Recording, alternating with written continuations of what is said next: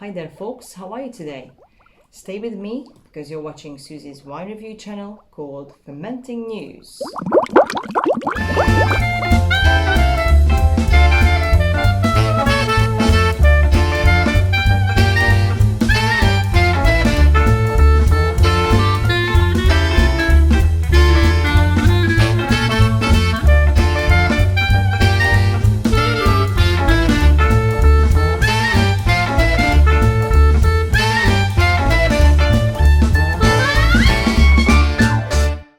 In my channel, I review unique wines. They could be unique in many ways, what grape variety they're made of, which country or region they come from, or how they are made.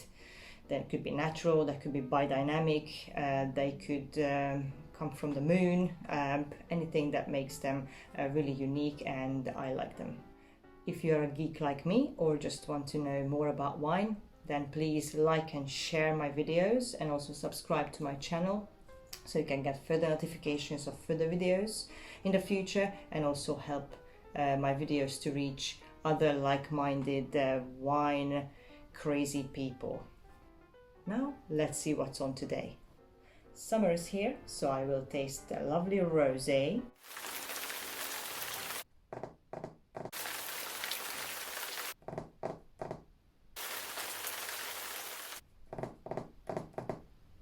I guess I shouldn't have jinxed it. Well, I guess we are in England, so summer looks a bit different. So we're just going to have to grab any opportunity when the sun rays are coming out and pop that rosé open, because that opportunity might be gone in 5 minutes. Today's star of the show is a 2019 Roza, which is a Slovenian rosé. First of all, I would like to talk about a grape variety. It's quite important throughout the whole process. So Pinot Gris is the grape variety, which is a white grape, one of the noble grape varieties in Alsace region of France as well. So we are in a presence of real royalty here. If you see Pinot Gris on the label, it usually refers to a higher quality wine up to the absolute top. If you see Pinot Grigio, which is also the alias of this grape variety, they call it Pinot Grigio in Italy, and well, some of the other New World countries like Argentina, I've seen some Pinot Grigios as well. So that refers to more everyday drinking, easy drinking style. Okay, so here we're dealing with the Pinot Gris, but in a rosé version. Now, I mentioned it's a white grape variety, so how come that it does have a bit of color? So there's no coloring in this wine. It comes from the skin of the grape. The skin of the grape is not entirely see-through, like most of the white grape varieties. It does have a little pink hue, a bit of coloring.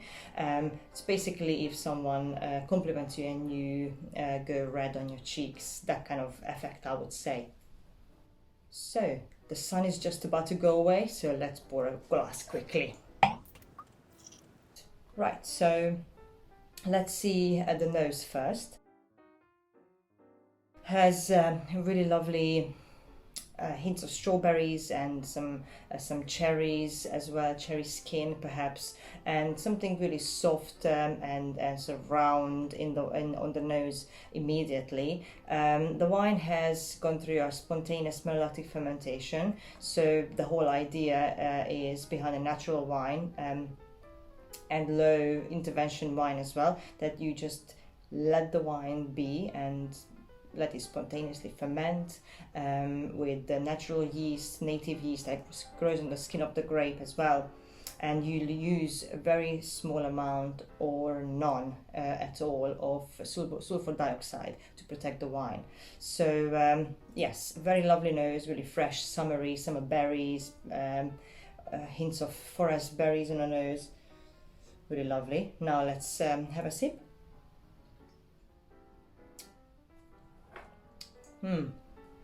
Lovely, fresh, almost like strawberries and cream in the palate. Really ripe strawberries, ripe raspberries, a proper summer drink. The wine is made by the Buria winery in Slovenia in Vipava Valley, which we talk about in a minute. So the grapes come from a very small parcel 0.4 hectares, and it is grown by Primoz's friend and neighbor. Primoz is a winemaker and the owner of Buria. So his friend grows these organic and biodynamic Pinot Gris grapes, Pinot Gris vines. So usually when you make rosé and you make it out of a red grape most of the time, or more often, then you would macerate the skins, the broken crushed skins in the juice for a couple of hours, something up to about 10-12 hours, because they have a really dense dark skin, so you don't want to get too much color in your juice. But in terms of Pinot Gris, that only has a little blush on the skin, it actually goes through a 5-day maceration, so it's a lot longer maceration. After 5-day maceration, the wine is just left to do what it does best, ferment at this stage. So it's spontaneous fermentation in a tulip-shaped vessels, with the native yeast as well from the vineyards. It's pure expression of the vineyards, really. And then it was allowed a natural malolactic fermentation as well, which happens at a certain temperature at around 17 Celsius, and basically the really harsh malic acid turns into a lactic acid. So if you think of a really acidic lemon and a really nice and soft texture of the milk, that's probably the best way to imagine or explain how these two different acids or acidity work. Okay, and then the wine is further matured a bit on the lees as well, and then it is bottled with a very tiny amount of sulfur dioxide. So all these steps the winemaker decided to do, the malolactic fermentation, the aging on the lees, these all are there to protect the wine. Usually sulfur dioxide does that, but because they didn't pump too much into it, you need to rely on other elements of the wine to do that for you. So these are there to help the winemaker to keep this wine fresher for a longer time. Right, so let's talk about Slovenia. So Slovenia is a small Eastern European country that has a long history of winemaking. The tribes were making wine first before the Romans, then the Romans came, and then in the Middle Ages, monks and monasteries took the vineyards over. After the Second World War, Slovenia had to deal with the same issue like any other Eastern European country. The state took over the winemaking, and it was limited to cooperatives, where they focused more on the quantity rather than the quality. In the 1970s, they finally started to see the light at the end of the tunnel. Private sector wine businesses started to emerge, and in 1967, Vinska Družba was also established that introduced the seal of approval for Slovenian wines. Right, okay, so let's narrow it down from Slovenia to the actual wine region that we are going to look at right now. So Slovenia has 3 wine regions. Today we are going to talk about Primorska, which is literally means by the sea. So these 3 regions are further divided into 9 districts. Primorska has 4 districts, and we are going to talk about Vipava Valley.